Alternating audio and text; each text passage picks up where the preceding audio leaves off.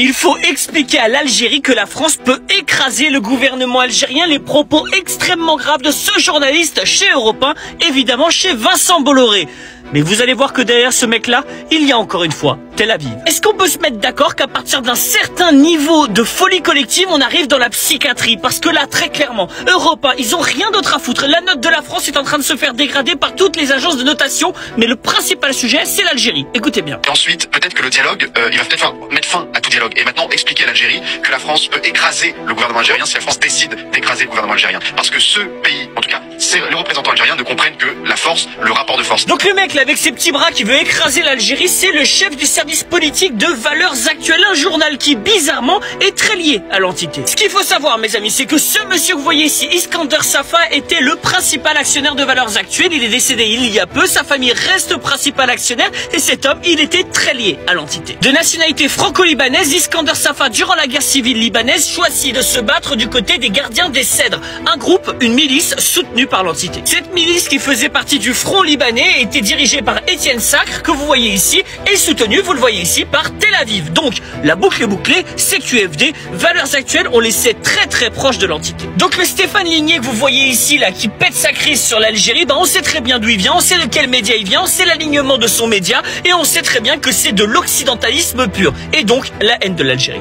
Tahia Al-Jazair, et un jour on reviendra à une France libre et souveraine. La France peut écraser le gouvernement algérien. Cette phrase, elle a de quoi surprendre, hein, lancée comme ça sur un plateau télé. On se demande, simple provocation, un reste de discours d'une autre époque, ou y a-t-il autre chose derrière? Une tension peut-être plus profonde dans le jeu actuel? Ah oui, c'est une phrase qui marque, c'est sûr. Elle tranche, disons, avec les usages diplomatiques habituels, même quand c'est tendu. Mais l'analyse qui nous parvient, elle, suggère de ne pas y voir forcément une démonstration de force, mais plutôt une sorte de fébrilité. De fébrilité? Oui, voire même, le mot utilisé est fort, une sorte de panique.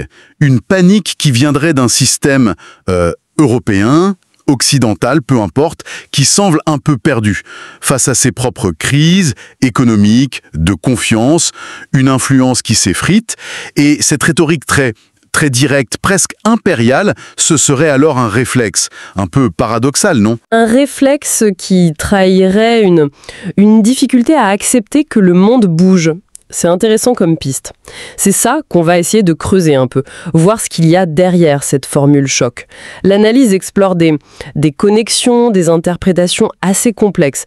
Elle parle de liens entre certains médias en France et des influences externes, avec des échos du côté de Tel Aviv, c'est ce qui est dit.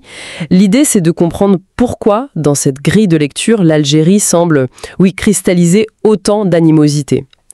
Bon. Alors, on y va, décortiquons ça. Déjà, d'où ça vient exactement? Cette déclaration, elle émane de la sphère d'influence de Valeurs Actuelles. Pourquoi ce détail est jugé important dans l'analyse? Apparemment, ça invite à regarder qui gravitait autour de ce média. Tout à fait. On nous rappelle que pendant un temps, ce titre a été lié de près ou de loin à Iskander Safa, un personnage complexe, on peut dire, homme d'affaires, franco-libanais, des contrats d'armement, naval, mais aussi un parcours politique assez marqué. Et c'est là qu'on pointe un élément précis de son histoire, un élément jugé assez révélateur. Son engagement de jeunesse dans les Gardiens des Cèdres. C'était une milice libanaise d'extrême droite pendant la guerre civile.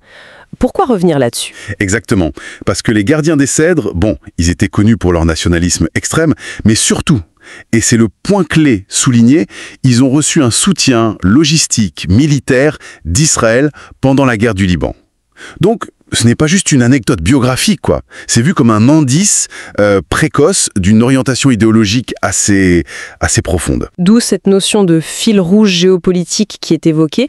Qu'est-ce que ça veut dire, ce fil rouge? Ce fil rouge, ce serait une sorte de constance idéologique qui traverserait le temps, un alignement qu'on décrit comme fondamentalement atlantiste, donc pro-américain, dans la ligne de l'OTAN et ses alliés, et pro-occidental. Et plus précisément, cet alignement est présenté comme étant, je cite, un peu l'idée, farouchement hostile à toute souveraineté arabe qui sortirait de ce cadre. L'idée, en gros, c'est que cette vision du monde naît dans les conflits d'hier, elle serait toujours active. Elle continuerait d'influencer certains réseaux médiatiques, politiques. Donc si je suis bien, l'hypothèse avancée, c'est qu'une attaque verbale contre l'Algérie aujourd'hui pourrait s'expliquer, en partie du moins, par cette vieille vision du monde, cet alignement qui date... C'est la connexion qui est proposée, oui. Dans cette optique, l'Algérie qui affirme son indépendance, qui refuse de suivre certaines positions occidentales, par exemple sur le Moyen-Orient, eh bien ce ne serait pas vu comme un exercice normal de souveraineté, mais comme un défi.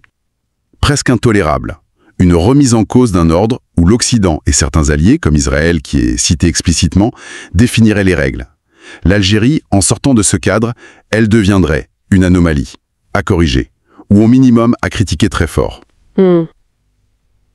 Et ça soulève la question, pourquoi l'Algérie, justement? Pourquoi cette focalisation, maintenant? L'analyse avance plusieurs raisons. La première, c'est évident, c'est cette indépendance stratégique. L'Algérie ne s'aligne pas automatiquement. Elle choisit ses partenaires, y compris en dehors du cercle occidental habituel. Absolument. Et cette indépendance, elle se voit pas seulement dans les alliances, mais aussi dans ce que l'analyse appelle son refus du double discours. Il y aurait une forme de cohérence, de constance dans sa politique étrangère, surtout sur les questions de décolonisation, de droit international, une constance qui contrasterait avec des approches jugées plus changeantes chez d'autres.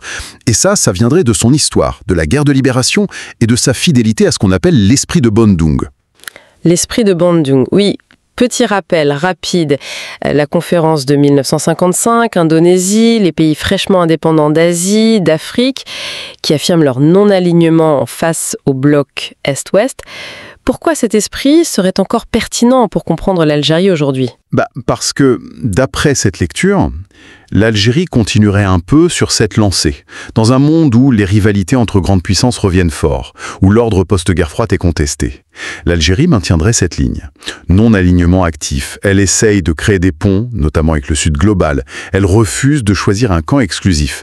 Cette posture, qui était anticoloniale hier, elle devient aujourd'hui un obstacle pour ceux qui voudraient un monde plus simple, disons, unipolaire ou divisé en blocs bien nets. Et puis, il y a cet autre élément incontournable quand on parle de l'Algérie, son soutien historique à la cause palestinienne. C'est central dans les tensions actuelles décrites. Ah oui, indéniablement, selon cette analyse.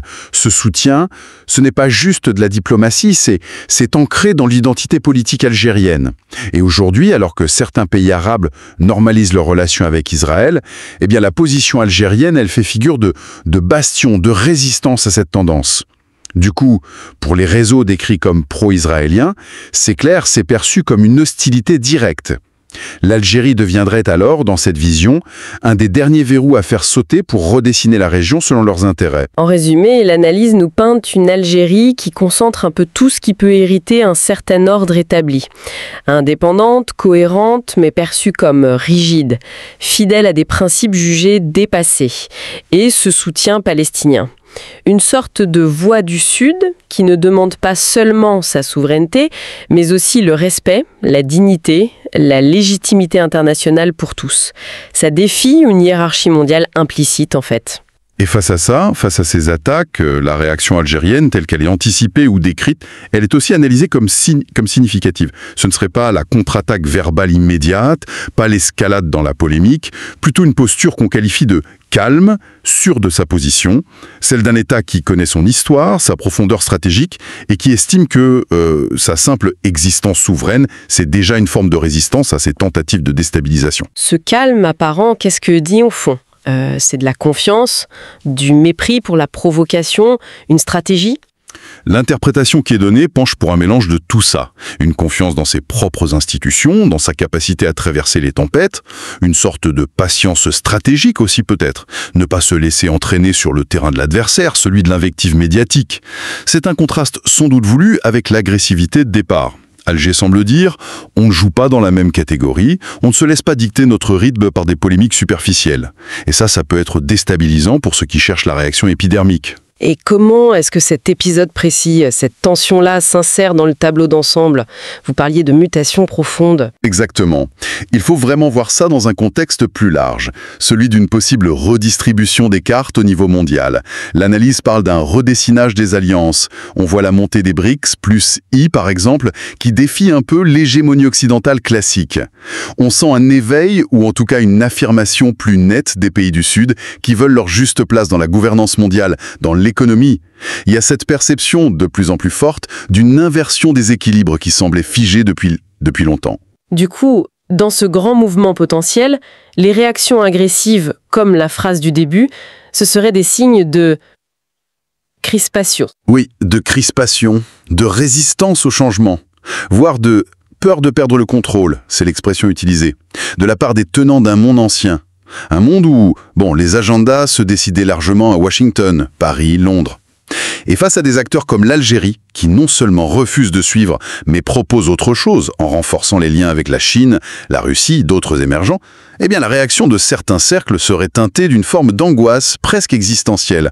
La provocation devient alors une arme pour essayer de discréditer, d'isoler ces voix dissidentes. Ce qui nous ramène à cette idée de chute des masques, aussi mentionnée. Quel masque tomberait au juste ? Peut-être le masque de la bienveillance universelle affichée, celui d'un Occident qui se dit défenseur du droit, de la démocratie, mais dont les actions sont perçues comme sélectives, guidées par des intérêts. Le tumulte actuel, les positions très tranchées, ça révélerait pas seulement les vieilles rancunes coloniales, qui n'ont jamais vraiment disparu, mais aussi la fragilité d'un empire symbolique. Cette prétention à détenir le monopole de la légitimité, de la bonne histoire à raconter, elle est de plus en plus contestée ouvertement. Les contradictions sautent aux yeux. Et c'est justement ce contraste qui est mis en avant. Pendant que certains, pour reprendre l'image de l'analyse, hurlent à la télévision, exprimant peut-être cette perte de repères, cette frustration, d'autres acteurs, eux, agissent différemment. L'analyse suggère que des pays comme l'Algérie et d'autres pôles qui montent écrivent silencieusement les nouvelles lignes de l'histoire. Ils construisent autre chose. Économiquement, diplomatiquement, culturellement, loin du bruit médiatique centré sur l'Occident. Il y aurait un déplacement réel du centre de gravité, là où l'avenir se joue. Ce n'est plus forcément là où ça crie le plus fort que les choses importantes se passent. Et l'analyse qu'on a explorée suggère de la lire moins comme une menace réelle que comme un symptôme de fébrilité d'un ordre occidental face aux changements globaux. Oui, ensuite on a regardé les liens potentiels qui sont mis en avant entre le média d'origine, la figure d'Iskandar Safa, son passé avec les gardiens des cèdres soutenus par Israël, et ce fameux fil rouge géopolitique décrit comme atlantiste, hostile à une souveraineté arabe non alignée. Puis on a vu pourquoi l'Algérie, avec son histoire, son indépendance stratégique, son refus du double jeu, sa fidélité à Bandung et son soutien à la Palestine, deviendrait une cible particulière de ces tensions. Une sorte de symbole d'une voix du Sud qui dérange. Un contexte où, effectivement, les masques tombent, révélant contradictions, vieilles rancunes et la fragilité de ceux qui ont du mal à accepter ce nouveau monde qui émerge. Et ça nous mène à la réflexion finale. Cette affirmation un peu forte tirée de l'analyse, l'histoire ne s'écrirait plus ni à Paris, ni à Tel Aviv, mais à Alger. Bon, c'est symbolique, bien sûr, mais ça pousse à se demander, au-delà du symbole, si ces nouvelles lignes de force se dessinent vraiment, peut-être plus discrètement que les éclats médiatiques, quelles pourraient être les manifestations concrètes? À quels signaux faibles, économiques, diplomatiques, culturels, moins spectaculaires peut-être, faudrait-il être attentif dans les mois, les années qui viennent, surtout en Méditerranée, dans ces rapports nord-sud en pleine mutation, pour essayer de voir les vrais contours de ce monde qui se reconfigure?